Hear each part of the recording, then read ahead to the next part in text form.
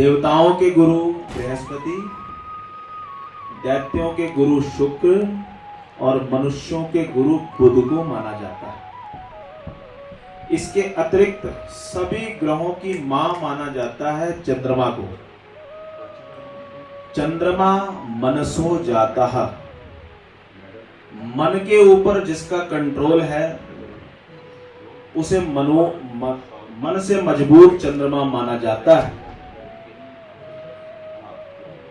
सत्य असत्य की बात हम इस मंच से नहीं कह सकते, लेकिन मुझे ऐसा लगता है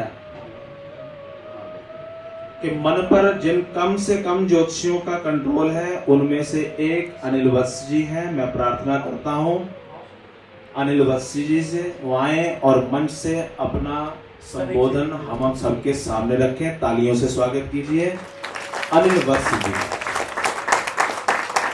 ओम गणेभ्यो गणपतिभ्यो नमो नमो, व्रातेभ्यो व्रातपतिभ्यो नमो नमो, ग्रीसेभ्यो ग्रीसपतिभ्यो नमो नमो, विरूपेभ्यो विश्वरूपेभ्यो नमो नमो। ओम गणपतये नमः। बहुत हर्ष का विषय है और गर्व का भी विषय है। मैं हमेशा से ही देखता हूं राजीव जी जब भी प्रोग्राम करते हैं लोग दिल से जुड़े हुए होते हैं। राजीव जी ने कहा कि ये ज्ञान का विषय है, ज्योतिष का विषय है, अध्यात्म का विषय है, तो हमारी भीतर की तड़प ज्ञान को अर्जित करने के लिए होनी चाहिए। वो दिखा भी यहां। अगर आपने पुकारा और आपने सुना और आप आ भी गए, ये बहुत बड़ी बात है। तो सबसे पहले राजीव जी के लिए तालियां बजाइए। 72वां, एक जीवन में 72वां अधिवेशन करना ज्योतिष का, ये बहुत बड़ी बात है। 72 बार के अनुभव, नाना प्रकार की व्यवस्थाएं अवस्थाएं, उनसे सीखते हुए समझते हुए और परिपक्वता की इस स्थिति में जब आदमी पहुंचता है वो एक दिव्य पुरुष हो जाता है। क्योंकि वेद के छठे अंग के प्रति, वेद का छठा अंग ज्योतिष, उसके प्रति इतनी समर्पित दिल से आप सब लोगों के साथ कैसे पारिवारिक संबंध बनाए होंगे, कैसे आत्मीय संबंध बनाए होंगे, इतना आसान नहीं है। ये बिल्कुल वैसा ही है जैसे कोई किसान बीज बोता है तो जमीन को भी देखता है, भूमि को देखता है, उसके अंदर खाद देता है और अब मौसम उसके हाथ में नहीं है, कब वर्षा हो कब वर्षा ना हो, कब आंधियां हो कब तूफान हो, लेकिन वो निरंतर जब तक फसल पूरी परिपक्व ना हो जाए उसके लिए अर्पित समर्पित होता है। तो ऐसी ही समर्पित भावना हो तब कहीं जाके ऐसे अधिवेशन होते हैं और तब फिर हमें भी मौका मिलता है। आप एक मंच तैयार करते हैं जिसमें हम लोग आके अपने अनुभवों को आपके प्रति शेयर करते हैं, ये बहुत बड़ी बात है। तो आपके लिए एक बात पुनः करतल ध्वनि होनी चाहिए। शायद ही किसी के नसीब में हो 72वां अधिवेशन करने की पात्रता, समर्थता। ये कोई साधारण बात नहीं है। जब तक देवताओं की कृपा ना हो, विपरीत परिस्थितियों में भी इनिंग जम के खेलनी है, ऐसा भाव बहुत दुर्लभ होता है। और इसी का परिणाम है हम सब नाना विधाओं के प्यारे प्यारे पुष्प यहां पर उपस्थित हैं और एक दूसरे को अपने अनुभवों को शेयर करने के लिए। 72 एस्ट्रोलॉजिकल कन्वेंशन, और वो भी धर्मशाला में। मैं सोचता हूं कोई नए विषयों को कहूं आपके सामने जिससे हमें लाभ हो, फायदा हो। चलिए मैं कुछ कीमती सूत्र आपको दूंगा अपने अनुभवों के, उनको आप अपने जीवन में उतार के देखिएगा कि वो कैसे फलीभूत होते हैं, कैसे हमें उनका लाभ होता है। और अक्सर मैं कहा करता हूं, कुछ पता नहीं चलता, हम माध्यम होते हैं और हमारे माध्यम से कौन से ऋषि का सूत्र किसी ऋषि की प्रेरणा से वो अभिव्यक्त हो जाता है। तो लगता है जैसे हम कह रहे हैं, तो हम नहीं कह रहे, वो कोई ऋषि के प्रेम से, उनके अनुग्रह से वो वाणी प्रकट होती है। और ऐसे में अगर हम लोग श्रवण इंद्रिय जागृत रखें, पता नहीं कौन से पल क्या बात हो जाए और जो हमारे काम की हो जाए। एक मंगल का सूत्र देता हूं, प्लैनेट मार्स। अक्सर लोग मंगलिक शब्द सुन के, मंगलिक है पत्री में, अरे पता नहीं क्या होगा, वो प्रभाव अपनी जगह। लेकिन अगर ये देखना हो कि विवाह के बाद कौन निभाएगा, बहुत महत्वपूर्ण बात है। गुण मिल गए, नाड़ियां मिल गई, ग्रह मैत्री भी हो गई, वर्ण हो गया, योनि हो गई, भकूट भी मिल गए, लेकिन अगर मंगल को चूक गए, यह महत्वपूर्ण कड़ी है रिलेशन को निभाने की। आखिर निभाएगा कौन? क्योंकि विवाह के बाद अक्सर जो पहले 2-3 साल होते हैं, जोश होता है, होश नहीं होता।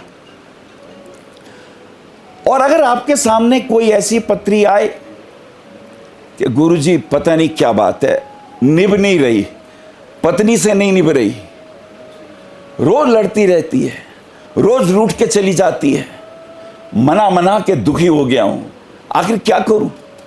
या कभी कोई बेटी आ जाए, मैं ही हूं जो निभा रही हूं, विवाह मुझसे किया है, ऑफिस में किसी और से संबंध है, बातचीत किसी और से है, घर में तो समय देते ही नहीं।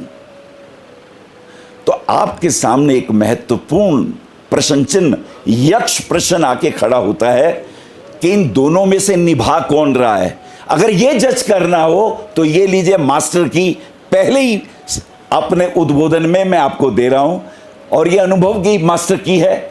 इसे आप जब भी लगाएं और अगर आपको लगे ये मास्टर की सही बैठ रही है, तो मेरा यहां आना सार्थक है। सिर्फ मंगल को देखिए। किसको देखेंगे? मार्स को देख लीजिए। ये बड़ा महत्वपूर्ण प्लेनेट है, वाणी से भी आदमी को सजग रखता है, अडिग रखता है, व्यवहार में भी रखता है। अगर भगवान राम के भाइयों का प्रेम देखना हो तो मंगल ही ऐसा प्लेनेट था जिसने चारों भाइयों को बांध के रखा हुआ था। ये बड़ी कीमती बात है, पर इसे देखें कैसे, यह महत्वपूर्ण है। चलिए, चौथा भाव किसका होता है? हाथ उठा के बोलते जाइए। 4th हाउस जन्म पत्री में किस चीज का होता है? सुख का। बोलो, सुख का। अब विवाह हुआ तो वैवाहिक सुख देखना है। क्या देखना है? वैवाहिक सुख। चतुर्थ भाव से देखो मंगल कहां है। चतुर्थ भाव चूंकि सुख का है, और किसका? विवाह के सुख का है, क्योंकि हम विवाह के सुख को ढूंढ रहे हैं। तो देखिए मंगल चतुर्थ भाव से कहां है। अगर मंगल त्रिक भाव में है किसी की भी जन्म पत्री में, 6, 8, 12 में है, तो समझ लीजिए इससे रिश्ता निभाने में बड़ी परेशानी हो रही है। इसे रिश्ता निभाने में बड़ी दिक्कतों का सामना करना पड़ रहा है, यह परेशान हो रहा है। और अगर मंगल चतुर्थ से केंद्र में हो, चतुर्थ से केंद्र में हो, 7th में हो जाए, 10th में हो जाए, लगन में हो जाए, समझ लीजिए ये रिश्ता निभा रहा है, ये रिश्ता निभा रहा है। और अगर 2 में से एक की भी पत्री में मंगल चतुर्थ से केंद्र में है, तो उस व्यक्ति को थपकी दीजिए, क्या जिंदा रहा पुत्रा, विपरीत परिस्थितियों में भी तो रिलेशन को निभा रहा है। ये मंगल का वैवाहिक सुखों में एक अद्भुत योगदान है। यह अनुभव से मैंने, अब मेरे भी जीवन को लगभग 45-46 साल तो हो ही गए हैं ज्योतिष में। तो ये सुख के भाव से मंगल को देख लो। अगर मार्स इज प्लेस्ड 4th से केंद्र में है या त्रिकोण में है, तो ये व्यक्ति रिश्ता निभा रहा है। और अगर दोनों की पत्नियों में मंगल ऐसा है तो जाओ, एक आशीर्वाद, कैसे भी पत्री हो ये दोनों निभाएंगे, ये दोनों रिलेशनशिप को निभाएंगे। और इनके सामने कितनी ही बात आ जाए, कितने इनके ऊपर आ जाए, लांछन लग जाए, ये डटे रहेंगे, दूर भी रहेंगे। अब सीता जी अगर राम जी से दूर भी हैं, राम जी की पत्री देख लीजिए मंगल कहाँ है। ये निभाएंगे, विपरीत परिस्थितियों में भी रिलेशन को निभाएंगे। ये सूत्र आपको दिया अनुभव का, इसे स्वीकार करें।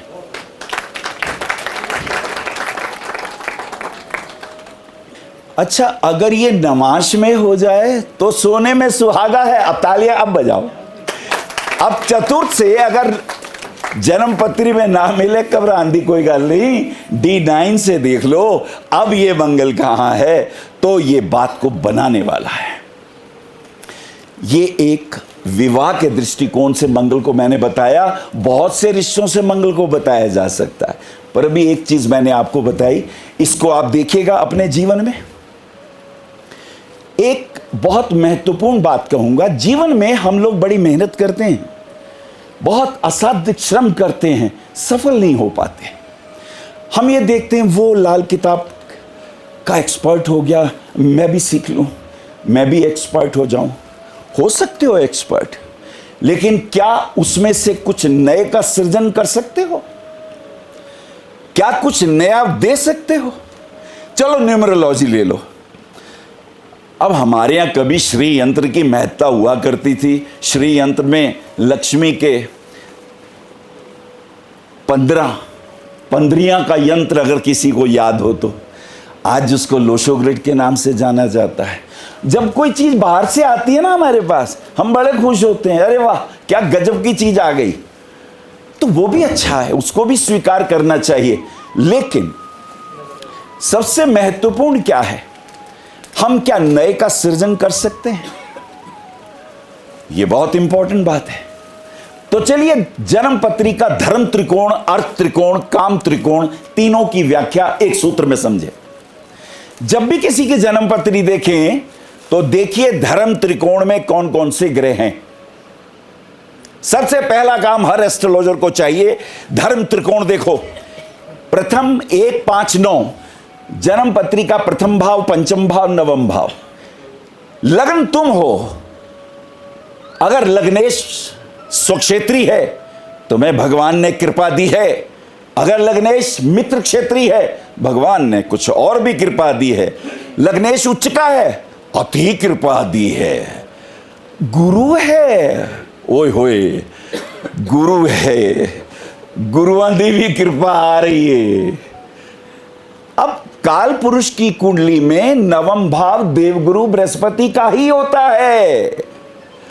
अगर बृहस्पति धर्म त्रिकोण में लग्न में हो, पंचम में हो, नवम में हो, you are a blessed one, तुम्हारे ऊपर असीम कृपा है। अगर पंचम में है तो भाग्य को भी देखता है, आय को भी देखता है और लगन को भी देखता है। यो यो भाव स्वामी युक्तो स्वामी दृष्टो तस्य तस्याति वृद्धि भवेत, पराशर ऋषि का और पृथु यशस का ये बड़ा महत्वपूर्ण सूत्र। इसमें एक पृष्ठगामिनी दृष्टि और बहुमूल्य होती है, उसको सुन लीजिए। ये एक दूसरी मास्टर की दे रहा हूं। छठे 8वें भाव में यदि शुभ ग्रह हो, छठे भाव में और 8वें भाव में, अब हम तो डर जाएंगे, अरे त्रिक भाव में चले गए। ये तो मैं विपरीत राजयोग की बात नहीं कर रहा।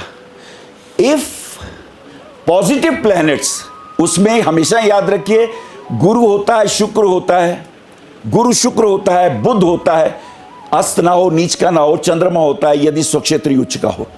अगर ये चारों में से कोई भी ग्रह छठे 8वें आ जाए, अब ये सूत्र है बहुत कीमती। एनी रिलेशन अगर आपने देखना हो कि इसकी समृद्धि होगी या नहीं होगी, उसके सामने देखो पृष्ठगामिनी दृष्टियां किसकी हैं। अगर लगन से छठे भाव में शुभ ग्रह है तो तुम्हारे भोग के स्थान को देख रहा है, तो तुम सर्वत्र भोग करने की सामर्थ्य लेके आए हो, तुम्हें भोग मिलेगा। और अगर अष्टम भाव में है तो तुम्हारे धन भाव की वृद्धि होगी, ये तुम लेके आए हो। ये कहां से आएगा? 8वें भाव का भोग कहां से आएगा? ये तुम्हारे कर्मों से नहीं आएगा। ये तुम्हारे दादाजी, नाना जी, तुम्हारे किसी ने तुम्हारे नाम प्रॉपर्टी कर दी हो, गड़ा हुआ धन बोलते हैं पुराने जमाने में अष्टम भाव को। मैं इसको बोलता हूं, अगर किसी ने आपकी पॉलिसी कर दी हुई हो, सरकार से कुछ आशीर्वाद मिल गया हो, अचानक जब कुछ हमें प्राप्त होता है तो वह अष्टम भाव के शुभ ग्रह की दृष्टि से प्राप्त होता है। अष्टम भाव की शुभ दृष्टि द्वितीय भाव को, छठे भाव की शुभ दृष्टि 12वें भाव को, और अगर 7वें में भी हो जाए तो ये लग्न अधि योग बन जाता है। इस योग की बड़ी चर्चा हुई है। सप्तम भाव में हो तो तुमको भी मिलता है। इसे कहते हैं द एस्पेक्ट ऑफ पृष्ठगामिनी दृष्टि। यह बड़ा बहुमूल्य है, याद रखें, दृष्टि का बहुमूल्य होता है। अब जैसे मैं बोल रहा हूं, मुझे कौन सुन रहे हैं? आपकी निगाहें हैं मेरी तरफ, मेरी स्पीच बढ़िया जा रही है जी। दृष्टि का प्रभाव, जो शुभ दृष्टियां होती हैं वो शुभता को देती हैं। देखिए, अब धर्म त्रिकोण में 1, 5, 9 में चाहे शुक्र हो, चाहे गुरु हो, चाहे बुध हो, चाहे चंद्रमा, फर्क क्या है इनमें? गुरु में और खास करके गुरु में क्या फर्क है? गुरु सूर्य से बाहर की यात्रा का प्लेनेट है। सूर्य से बाहर है मंगल परिक्रमा में, मंगल से बाहर है देवगुरु बृहस्पति, और देवगुरु बृहस्पति के बाद है शनि। तो इसमें जो जुपिटर है, ये बाहर से आने वाले धन संपदा को आपके जीवन में वृद्धि करने लगता है। अगर आप प्रवचन देते हैं, अगर आप पढ़ाते हैं, अगर आप ज्ञान की बात करते हैं, तो आप देते हैं ज्ञान, बदले में दूसरी की तरफ से आपको मिलता है धन, दूसरों की तरफ से मिलती है दक्षिणा। It comes from outside. If Jupiter aspect, the money will flow from outside. चाहे वो जनता से आए, चाहे वो बाहर के भाई से आए, मित्र से आए। और अगर चंद्रमा की दृष्टि हो, शुक्र की दृष्टि हो, बुध की दृष्टि हो, तो ये तुम्हारे परिवार से, तुमसे, तुम्हारी अपनी मेहनत से, तुम्हारी अपनी सामर्थ्य से इस धन की वृद्धि होती है। और इसकी वृद्धि तब और भी ज्यादा हो जाती है यदि ये एक तीसरी मास्टर की दे रहा हूं, इसको समझ लीजिएगा, ये बहुत इंपॉर्टेंट है। वर्ष कुंडली में मुंथा निकालनी कौन कौन जानता है? हाथ उठा दें। मुंथा के बारे में कोई जानता है? अक्षय जी को छोड़ दो, विद्वानों मंचते वाले उन छोड़ दियो जी, विद्वानों छाड़ दियो। ये एक कीमती चीज है, और आज राजीव जी के इस प्रोग्राम में मैं पहली बार इस टॉपिक को, इस सब्जेक्ट को बोलने जा रहा हूं। मुंथा के बारे में बोलने जा रहा हूं। ये आपको इमीडिएट बताएगा कि आपका ये वाला वर्ष कैसे गुजरेगा। कुछ नहीं देखना, मुंथा देखनी है। अब हैरानी की बात है, मुंथा तो होंगी ही नहीं, कोई ग्रह नहीं होता, कोई शक्ल सूरत नहीं होती, तो फिर मुंथा क्यों देखनी? ते जी राहु केतु भी केड़ा हुंदा है, वो भी तो असी वेखने। तो मुंथा को देखना आज हम सीखेंगे, यही सीखेंगे। So simple. वर्ष कुंडली में ताजिक के 16 दिव्य योगों की चर्चा हुई है। मैं उन योगों की चर्चा नहीं करूंगा अभी। उसमें इत्साल योग कमाल का है, खल्लासर है, उसके अंदर बहुत सारे योग हैं, लेकिन मणु योग भी है, बहुत से योग हैं। मैंने ये काफ़ी पढ़ाया है, लेकिन मैं यहाँ पर उस मुंथा का जिक्र करूंगा जो हमारे इस वर्ष में हमें क्या फ़ायदा देने वाली है। एकदम चुटकियों से जान जाएंगे। कैसे जानेंगे? It is so simple. लंबे चौड़े किताबों में इसके व्याख्यान दिए हुए हैं, पर बहुत छोटा सा मैं एक सूत्र दे रहा हूं। आप क्या करें, ये देखें कि इस वर्ष आप कितने साल के हैं। इस वर्ष आप कितने साल के हैं? मान लीजिए आप 70 साल के हैं या 40 साल के हैं, तो पिछले वर्ष कितने साल के रहे होंगे? 39 साल के। 1 साल कम कर दीजिए। और अब आप लगन को देखिए, लगन का नंबर क्या है, लग्नेश क्या है? क्या लग्नेश मिथुन है, कर्क है, सिंह है, मीन है, क्या है? मान लीजिए लगन मिथुन है और अभी आपकी 40 साल की उम्र है, तो 40 में एक कम करिए क्योंकि पिछले वर्ष का नंबर लेना है मुझे। 39 में मिथुन लगन के नंबर 3, 39 और 3 42। 42 को 12 से भाग दे दीजिए, 12 से भाग दे दीजिए। 12 तिया 36, 6 बचे, 6 बच गया। क्लियर? हाँ बोलो जल्दी से, मेरे पता चलना चाहिए। Are you understanding me? 6 बच गया ना। वर्ष कुंडली में छठे भाव में मुंथा चल रही है, और ये छठा भाव किसका है? रोग, रिपु, ऋण, कर्जे। So you should be very careful. इस साल इस जगह पर कष्ट आने की संभावना है। क्या वाकई होगा? तो देखो लगन कुंडली का स्वामी तुम्हारी जन्म पत्री में क्या छठे भाव में है? तो जरूर होगा, तो जरूर होगा। अच्छा, क्या दशा अंतरदशा षष्ठेश की चल रही है? पक्का होगा। तो ये सूत्र हैं जिससे हम देख लेते हैं। मान लीजिए आपका कर्क लगन है और आपकी आयु 51 है, तो 50 साल पिछले साल के 50, कर्क लगन के 54, 12 से भाग दीजिए, 12 चौक 48, याद फिर 6 आ गया। अगर ये मुंथा, अब सीक्रेट मास्टर की यहां दे रहा हूं, अगर ये मुंथा सेकंड हाउस में हो, नवम हाउस में हो, दशम में हो, 11वें में हो, राजयोग, मान सम्मान की प्राप्ति, धन की वृद्धि, यश कीर्ति की प्राप्ति, दशम में हो तो नई नौकरी मिले, पदोन्नति हो जाए, 11वें भाव में हो तो रुका हुआ धन प्राप्त हो जाए, ऐसी मुंथा का प्रभाव है। लेकिन अगर ये चौथे हो, 7वें हो, छठे हो, 8वें हो, 12वें हो, तो जैसे जैसे भाव वैसी वैसी हानियां। तो कैसा लगा मुंथा का ये ज्ञान आज आपको? बताओ ना, मजा आया कि नहीं? राजीव जी के प्रोग्राम में आके कुछ सुना तो है, ध्यान नहीं दिया था, आज हमें मजा आ गया। मुंथा का ये प्रभाव हमें जानने को मिला। ये तो ज्ञान की चर्चाएं हैं। काम करते हैं, रिजल्ट नहीं आता। गुरुजी मेरा तो विश्वास उठ गया जी पत्री में, सारे उपाय कर ले, और लाल किताब तो वधिया दे उपाय होंगे ही नहीं किथे, सारे कर ले, रिजल्ट नहीं मिल रहे जो मिलने चाहिए, जो मैं डिजर्व करता हूं। तो बेटा तुमको क्या देखना होगा? क्या तुम्हारी कुंडली में बाधक ग्रह सक्रिय तो नहीं है? ये बाधक ग्रह क्या होता है? हर कुंडली में बाधक ग्रह होता है। अगर हमें इसका ज्ञान हो जाए, सबसे पहले कुंडली में कोई दुखी आए, बाधक ग्रह देख लो, उसके बाद पोषक ग्रह बोलूंगा और फिर वाणी को विराम दूंगा, और को भी मौका मिलना चाहिए। बाधक ग्रह क्या होता है? अगर चर लगन हो 1, 4, 7, 11, अगर चर लगन हो 1, 4, 7, 10, तो हमारा जो 11वां भाव है वो एक्टिव हो जाता है। उसे बाधक ग्रह कहते हैं। जो भी कोई 11वें भाव का राशि होगी, उसका जो अधिपति होगा वो बाधक हो जाएगा।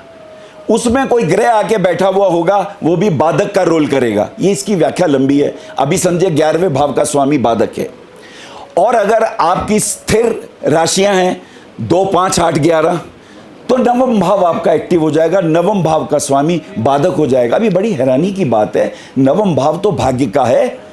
पराशर ऋषि ने तो नवम दशम के सारे राजयोग नवम और दशम से ही जोड़े हैं, और देखा जाए तो केंद्र का श्रेष्ठ दशम होता है और त्रिकोण का श्रेष्ठ नवम होता है। नवम दशम का मेल तो राजयोग बनाता है, तो ये नवम बाधक कैसे होगा, इसे चेक करना होगा।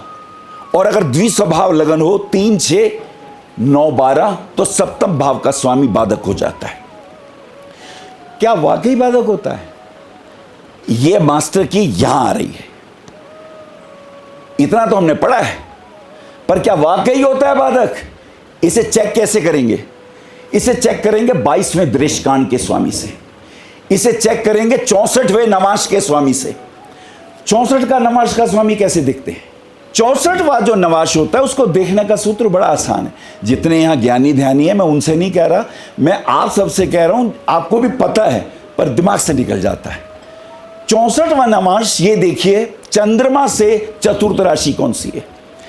D9 चार्ट में जाइए और चंद्रमा जहां भी रखा हुआ हो उससे गिन के जो चौथी राशि होगी वो 64वां नवांश होगा। अगर आपका चर राशि का स्वामी 11वां, स्थिर राशि का स्वामी 9वां और द्विस्वभाव राशि का स्वामी सप्तमेश बाधक बना तो उसे देखिए क्या 64वें नमाश में भी वो बाधक है? अगर 64वें नमाश में भी वो बाधक है तो अब हुआ बाधक। अब तालियां बजाओ, बाधक अब हुआ। पहले योग बना पर बाधक अब हुआ। और अगर 22वें दृष्टान का भी वो स्वामी हो जाए बाधक, यानी 64वें भी जा रहा है और 22वें में भी जा रहा है, या 64 में नहीं जा रहा 22वें में जा रहा है, तो 22वां दृष्टान कैसे देखते हैं? एक लगन में कितनी डिग्री होती है? 30। एक लगन में दृष्टान कितने होते हैं? 3। सप्तम भाव में कितने हुए? 7 या 21। अष्टम भाव में 22। 8वां भाव 22वें दृष्टान का स्वामी होता है। अगर अष्टम भाव का स्वामी और 64वें नमाश का स्वामी भी बाधक ग्रह हो तो समझ लीजिए यह बाधक योग है। अब उस बाधकेश की जब कभी दशा अंतरदशा आएगी, हमारे जीवन में बंधन योग बनेंगे, जीवन में बंधन योग बनेंगे। मैं टीवी पर था और उस वक्त मुझसे पूछा गया कि केजरीवाल जी की क्या स्थिति है, आप पार्टी की क्या स्थिति है। तो मैंने बताया था आप पार्टी का जब निर्माण हुआ तब उस वक्त वो भूल गए कि वहां बाधक योग बना हुआ है, प्रबल बाधक योग बना है, और केजरीवाल जी की भी पत्री में बाधक योग बना हुआ था। अधिकांश जो आप पार्टी में जाएगा, ध्यान रखिए अगर उसकी पत्री में भी कहीं बाधक योग है तो ये बाधक प्रभाव उन्हें मिलेगा, बंधन योग उन्हें मिलेगा। अब इसको एक और सूत्र है जिससे हमें चेक कर लेना चाहिए। बाधक ग्रह को गोचर से देख लेना चाहिए। ये गोचर का प्रभाव बड़ा कीमती है। गोचर को कैसे देखेंगे? अगर जन्म कुंडली में 6ठे 8वें 12वें भाव का स्वामी गोचर वश कुंडली में त्रिकोण में आ जाए, अच्छे योग में आ जाए, केंद्र में आ जाए, शुभ योग में आ जाए, फल शुभ होगा या अशुभ? अगर जन्म कुंडली में त्रिक भाव का स्वामी 6, 8, 12 का स्वामी गोचर में घूमता हुआ भाग्यस्थान में आ जाए, केंद्र में आ जाए, त्रिकोण में आ जाए, शुभ होगा कि अशुभ? क्या फलित करेंगे? हम यही सोचते हैं घोर अशुभ फल करेगा। क्यों? क्योंकि उसको जो डिपार्टमेंट मिला है वो 6ठे 8वें 12वें का मिला है। जो 6ठे 8वें 12वें का रिप्रेजेंटेटिव है, जब वो आपके सामने आएगा तो आपको प्रसन्नता होगी कि भय होगा? कोई गुंडा मवाली आएगा हाथ में लिए हुए, ना लेके आवे पिस्तौल, फूल ही लेके आ जाए आपके सामने, भय पैदा हो जाएगा, अरे ये तो वो है। ये महत्वपूर्ण है गोचर का सूत्र, इसे मत भूलिएगा। और इसका उल्टा भी है। अगर कुंडली के उच्च ग्रह का स्वामी, स्वक्षेत्री का स्वामी, मित्र ग्रह का स्वामी गोचरवश यदि 6ठे 8वें 12वें चला जाए तो क्या फलित होगा? बुरा नहीं होगा, क्योंकि वो रिप्रेजेंटेटिव अच्छे भावों का है। हां, वो बहुत अच्छा शुभ फल शायद ना दे, लेकिन अशुभ नहीं होगा, यह ध्यान रखना। ऐसे पक्के सूत्र आपके पास होने चाहिए। और अगर गोचर में बाधकेश 6, 8, 12 का हो, कम से कम बाधकेश ऐसे में 12वें का तो बन ही जाएगा। और ऐसी अवस्था में अगर वो गोचर में भी 12वें आ जाए तो बंधन योग होता है, हॉस्पिटल जाने का योग होता है, जेल यात्रा का योग होता है। ये मैंने कुछ बाधक ग्रहों की बात करी। और अब एक बहुत कीमती सूत्र आपके सामने देने जा रहा हूं, पोषक ग्रह का। पोषक ग्रह किसे कहते हैं? हम पढ़ते तो हैं ज्योतिष, पर क्लासिक एस्ट्रोलॉजी के अंदर बहुत सी ऐसी बातें हैं जो हम सुनते ही नहीं, देखते भी हैं तो अवॉइड कर जाते हैं, हमें उसका मतलब ही नहीं मालूम होता। पोषक किसे कहते हैं? पोषक का अर्थ होता है जैसे विष्णु भगवान, ब्रह्मा जी जन्म देते हैं, विष्णु भगवान पोषण करते हैं। जो पालन करे, जो लालन पालन करे, जो तुम्हारा ध्यान रखे, जो तुम्हारे दुख सुख में तुम्हारे साथ खड़ा हो, उसे पोषक ग्रह कहते हैं। पोषक ग्रह देखते कैसे हैं? किसी भी कुंडली में कोई भी ग्रह बैठा हो, मान लीजिए आपकी कुंडली में कर्क लगन है और गुरु लगन में बैठा हुआ है, तो क्या पोषक ग्रह कौन बनेगा? जो गुरु है लगन में, ये तो यहां उच्च का है, ये तो यहां गजकेसरी योग बना रहा है। या मान लीजिए बुध मिथुन का है तो भद्र योग बना रहा है, या शुक्र मान लीजिए तुला या वृषभ का या मीन का है, मालव्य योग बना रहा है। लेकिन इसको पावर कौन देगा? अगर तालियां बजाइए गौतम जी के, क्या नाम, पाठक जी के लिए, इसे शक्ति कौन देगा? अगर गुरु कर्क राशि में है, उच्च का भी है, लेकिन इसका पोषक ग्रह कौन बनेगा? चंद्रमा। जिसकी राशि में गुरु है वो इसका रक्षक है, वो इसका प्रोटेक्टर है। दैट इज पोषक ग्रह। कोई भी ग्रह किसी भी राशि में हो, मित्र हो या शत्रु, ये सूत्र फिर से सुन लो, कीमती बात कह रहा हूं। पोषक ग्रह हमेशा ही अपने घर में आए हुए अतिथि की रक्षा करता है। अच्छा, तुम्हारे घर में कोई अतिथि आए, क्या करते हो तुम? अतिथि तुम्हारे घर आया, चाय लाओ, पानी लाओ, और बीमार पड़ गया, ये पैरासीटामोल ले लो। वो उसको जानता नहीं, कोई बहुत बड़ा रिलेशन नहीं है, लेकिन घर आया है, उसके साथ एक बंदा और आ गया है, चलो 2 ग्रह आ गए जी। तो जो राशि का अधिपति है, वो जो लगन में या किसी भी भाव में बैठे हुए ग्रह हो, उनका पोषण करता है, वो उसको पोषक ग्रह कहते हैं। तो फिर नक्षत्र का क्या होगा? अब ये भी देख लो कि मान लो किसी भी भाव में कोई भी ग्रह नहीं है, अब तो उस राशि का जो प्लेनेट है वो पोषक ग्रह है। और अब ये देखो, ये जो ग्रह यहां बैठा है किस नक्षत्र में है? रोहिणी नक्षत्र में है, तो चंद्रमा भी इसका नक्षत्र पोषक बन जाएगा। नवांश कुंडली में भी देखते हैं, इसके बहुत सारे तरीके हैं। तो आज आपने बाधक ग्रह को समझा और पोषक को समझा। पोषक की ब्यूटी क्या है कि हर विपरीत परिस्थिति में आपको कितना ही कष्ट और तकलीफ हो, इट विल प्रोटेक्ट यू, ये आपकी रक्षा करेगा, इसकी जिम्मेदारी होती है। ये कहता है अतिथि देवो भव, ये तो मेरे घर आए हैं, चलो मैं शत्रु भी है तो क्या हुआ, अतिथि है, जब तक मेरे कार्य में मैं ध्यान रखूंगा। That is the beauty of पोषक ग्रह। बोलने को मैं और भी बहुत बोल सकता हूं, लेकिन धर्म त्रिकोण, अर्थ त्रिकोण और काम त्रिकोण से शुरू किया था मैंने। कैसे पता चले ये व्यक्ति धार्मिक है, कैसा व्यक्ति, यह व्यक्ति चरित्रवान है कि नहीं, बहुत जरूरी है देखना। हमारे अड़ोस पड़ोस में हो सकता है मैं बोल रहा हूं मेरी पत्री में ये ग्रह मिल जाएं। 3 त्रिकोण जरूर देख लो। अगर 1, 5, 9 में शुभ ग्रह है, गुरु है, चंद्रमा है, बुध है। चंद्रमा बुध में ये देखते हैं नीच के ना हो, वक्री ना हो, शुक्ल कृष्ण पक्ष के ना हो, तो ये व्यक्ति धर्म की मर्यादा को निभाने वाला होगा। अगर 1, 5, 9 में 2, 3 ग्रह भी अच्छे आ गए तो विपरीत परिस्थितियों में भी ये व्यक्ति अडिग मिलेगा। और अगर इससे गलती हो जाएगी तो कह देगा मुझे माफ कर दें, मेरे को गलती हो गई। ये खास बात है धर्म त्रिकोण के शुभ ग्रहों की। क्यों ऐसा? क्यों? क्योंकि लग्नेश को बल मिलता है, क्योंकि ये 1, 5, 9 आग्नेय है, ये अग्नि तत्व के भाव हैं, आग्नेयता होती है। अग्नि का एक ही काम है, असार को भस्म कर देती है, सार की रक्षा करती है। तो 1, 5, 9 में आए हुए कोई भी ग्रह होंगे वो आपकी प्रोटेक्शन करते हैं, वो आपको नियमों में रखते हैं, संस्कारों में रखते हैं, विपरीत परिस्थितियों में भी संभाल के रखते हैं।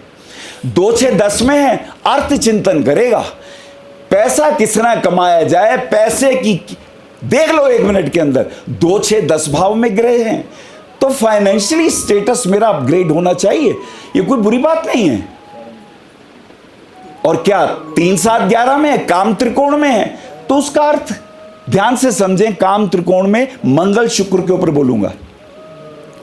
अक्सर मंगल शुक्र की युतियों को बुरा मानते हैं, कि ये व्यक्ति सेक्सी होगा, ये व्यक्ति चरित्रहीन होगा या लंपट होगा। गलत है ये व्याख्या। मंगल और शुक्र बड़ा दुर्लभ योग है।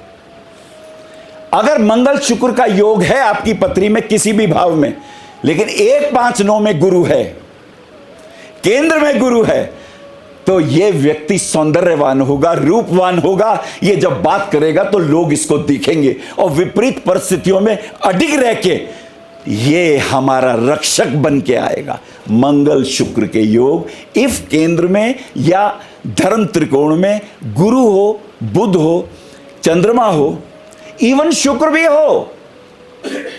वो शुक्र से कैसे कहा गुरुजी होते दैत्य दे गुरु होंगे ने।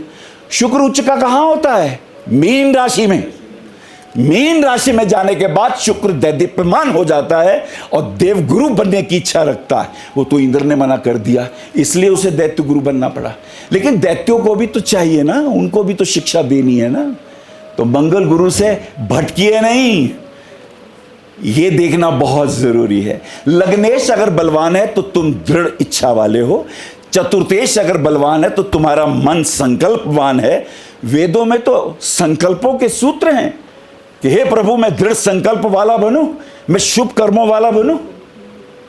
तो लग्नेश हो, चतुर्थेश हो, बहुत है। नवमेश दशमेश हो तो सोने में सुहागा। आप लोगों ने मेरी बातों को बहुत प्रेम से सुना, अनुग्रहित हूं, बहुत बहुत धन्यवाद देता हूं और आपके भीतर पर बैठे परमात्मा को प्रणाम करता हूं। आप आचार्य श्री अनिल वत्स जी के आध्यात्मिक प्रवचन, ध्यान व ज्योतिष संबंधी मासिक राशिफल फेसबुक, यूट्यूब, www.astroanilvats.com पर भी देख सकते हैं। For appointment, भविष्य कथन, Monday to Saturday, 11 a.m. to 6 p.m. BE 279, Street number 6, Harinagar, New Delhi 110064.